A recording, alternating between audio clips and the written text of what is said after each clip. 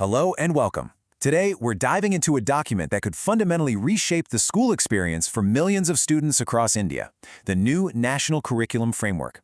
And let me tell you, this isn't just some minor update. We're talking about a major reimagining of what it means to learn, what a classroom should be, and what a student can become. So at the very heart of this new framework is a pretty sharp critique of the system we have now. It basically says that for decades, the main focus has been on these high-stakes exams that really only test one thing, your ability to memorize and spit back information. You know, a system that can often feel way more like a memory test than a real measure of what you actually understand. And that, right there, is the big question this whole framework is trying to answer. If the goal isn't just to churn out students who are great at memorizing, then what is the goal? And how on earth do we build a system to get there? Well, the answer starts by changing how we think about knowledge itself. Okay, so let's get into the first big idea here. The framework kicks things off with a huge philosophical shift. It's moving away from this narrow view of knowledge and instead embracing a much richer, more complete understanding, a lot of which is drawn from Indian knowledge systems. Now, you might think this means they're throwing memory out the window, but that's not it at all. Instead, they're reclaiming it. The idea is that smriti, or memory, is this incredibly powerful tool. The point isn't just rote recall, but to use that memory for something deeper, to make connections and build this whole web of understanding. And to build that web, the framework points to concepts like apupana, which is all about learning through analogy and comparison. I mean, think about it. How often do you understand something new by connecting it to something you already know? It's a super fundamental way we all make sense of the world around us. And then there's this really fascinating, maybe more abstract idea, anupalabdhi. This is basically knowing something because of its absence. It's the perception of non-existence, the idea that you can learn something important from what isn't there. And if that sounds a little heady, don't worry. The framework has a brilliant example to make it crystal clear. And this just nails it, right? This is, of course, that famous clue from Sherlock Holmes. The fact that the dogs didn't bark was the most important piece of the puzzle. It's a perfect example of anupalabdhi. You're drawing this huge, powerful conclusion from the absence of something. So, okay, we've got this new philosophy of knowledge, but what does that actually look like in a classroom? Well, the framework's answer is to turn that classroom from just a lecture hall into a real laboratory for discovery. Let's start with a subject like math. Instead of just handing students a formula, the framework says, let's encourage discovery. So take one of the most famous numbers in all of mathematics, pi. How do you teach it? Well, you don't just walk up and write 3.14 on the board. No, you have them discover it for themselves. Look at how simple and elegant this is. Every single student in the class, with just a piece of string and a ruler, can independently figure out one of the fundamental constants of the universe. Now that is not memorization. That's real, deep understanding. That's an experience. And this hands-on idea, it goes for all subjects. In social studies, for example, students get to be like junior historians. A teacher might show a group of students a picture of these ancient rock paintings from Bhimbetka and just ask them, okay, what do you make of this?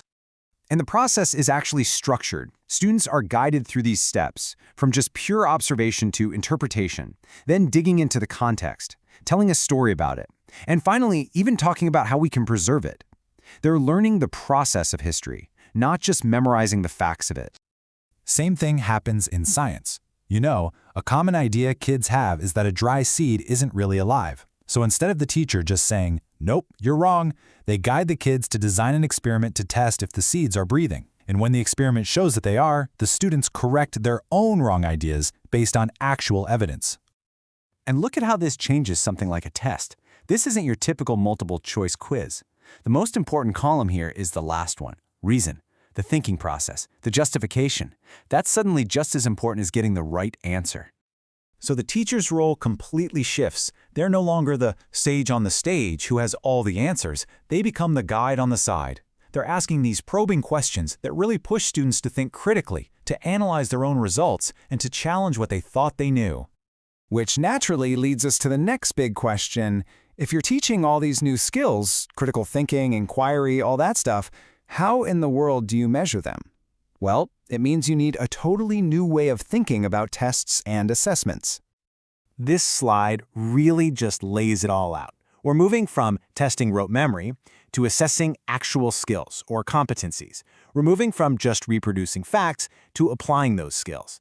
And we're moving away from these single, massive, high-stakes exams to continuous feedback that actually helps the student learn and get better all year long. And here's a real-world example of what that can look like, even in something like physical education. This is a rubric for assessing how well a student can throw. It doesn't just say pass or fail. It breaks the skill down into different parts, like mechanics, force, direction, and it measures their progress on a scale. This gives you a much clearer picture of where a student actually is.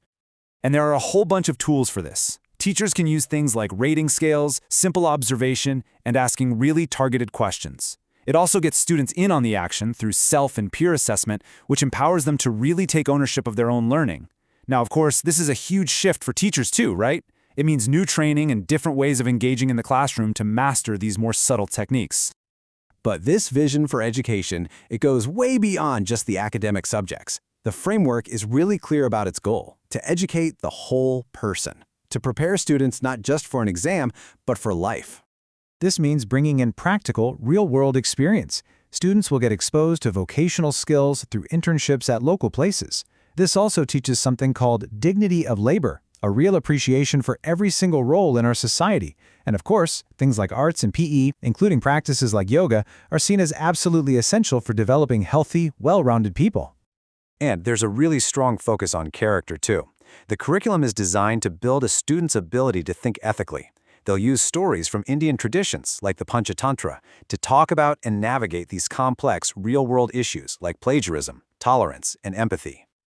And that kind of brings us to our final thought here. Look, the National Curriculum Framework is presenting a really bold, really ambitious vision. It's asking all of us to imagine a system where learning is an active, joyful experience of discovery. So the question it really leaves us with is this: if we can actually make learning an experience, and not just a chase for a test score, what kind of future could these students, these curious, critical, and compassionate people, build for themselves and for all of us?